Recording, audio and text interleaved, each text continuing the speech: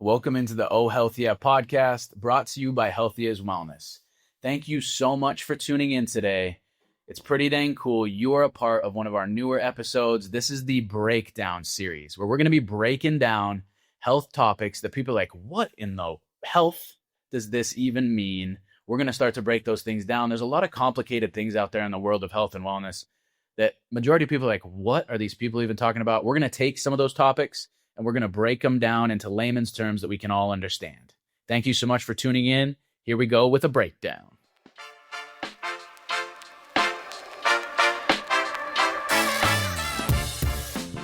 Welcome back to the breakdown. Today we are breaking down something that's pretty important and talked about a lot in the wellness space. We're going to break down vitamin D. We're going to go over the definition of vitamin D, the way that we think it works within the body, and then some actionable items you guys can do to increase vitamin D if you're wanting to.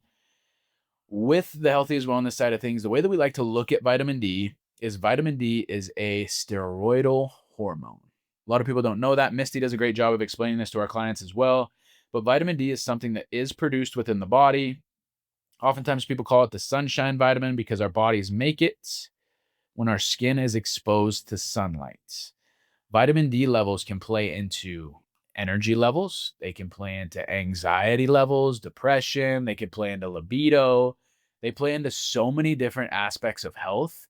And the majority of Americans are deficient in vitamin D. You can look up the studies, but I would guess probably the numbers are around 70% of adult Americans are deficient in vitamin D.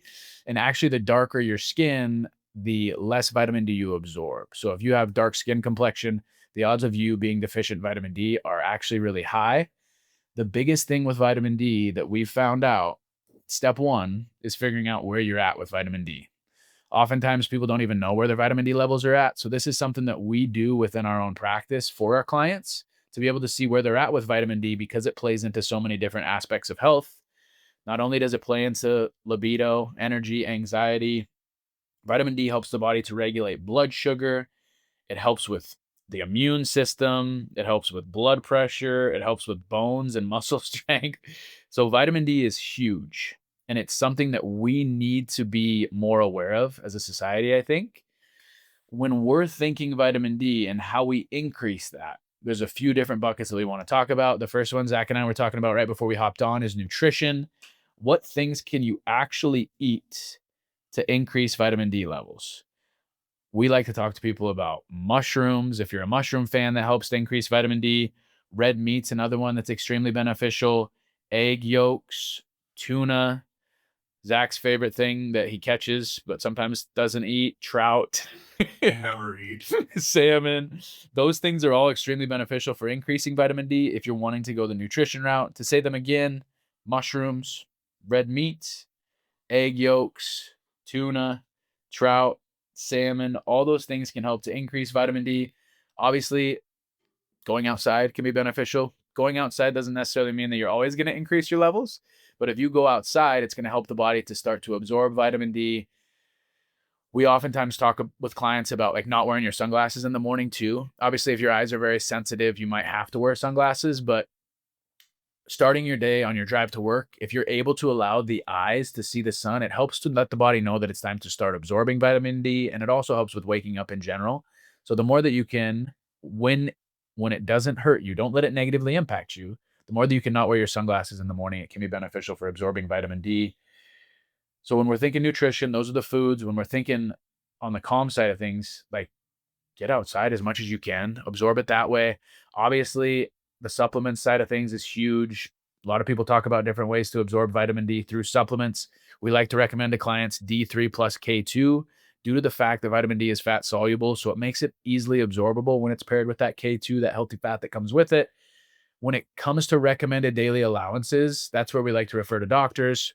Obviously, every single pill bottle you take is going to have a suggestion on the side of it that shows you how much you should take based off of IUs. We like to say retest and see where you're at and see what's making a difference for you.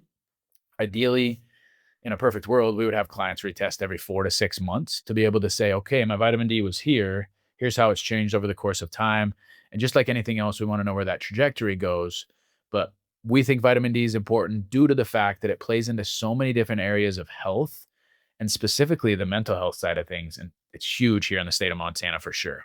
You got anything on vitamin D, Zampy?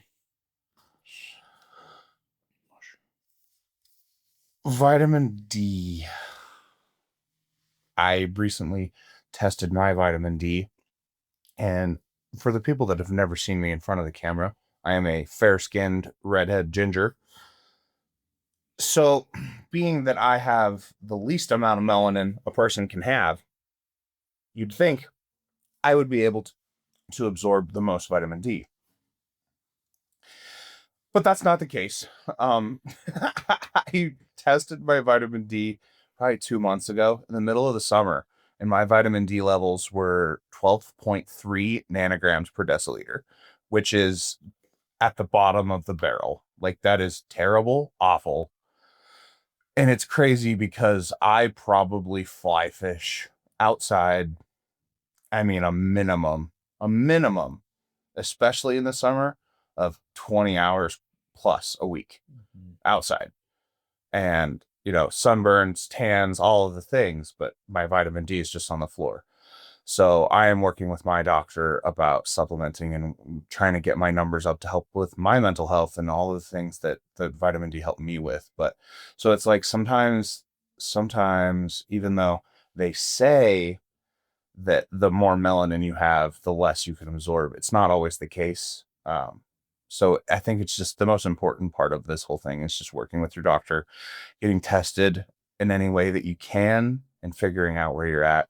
Seasonal affective disorder is very, very often affected by vitamin D levels. That's why you see rampant SAD diagnoses in the Pacific Northwest, Alaska, Seattle, Portland, Oregon, Washington, all of those places.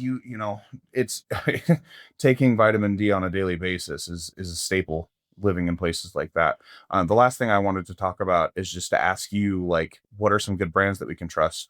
Personally, I started taking micro ingredients from Amazon. It's the most cost effective, and they seem to be pretty good.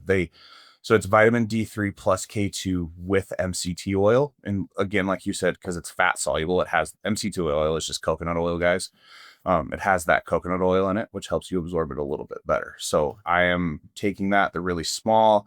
I think it was somewhere along the lines of like $30 for 6 months worth of a decently high IU, and I'm enjoying it.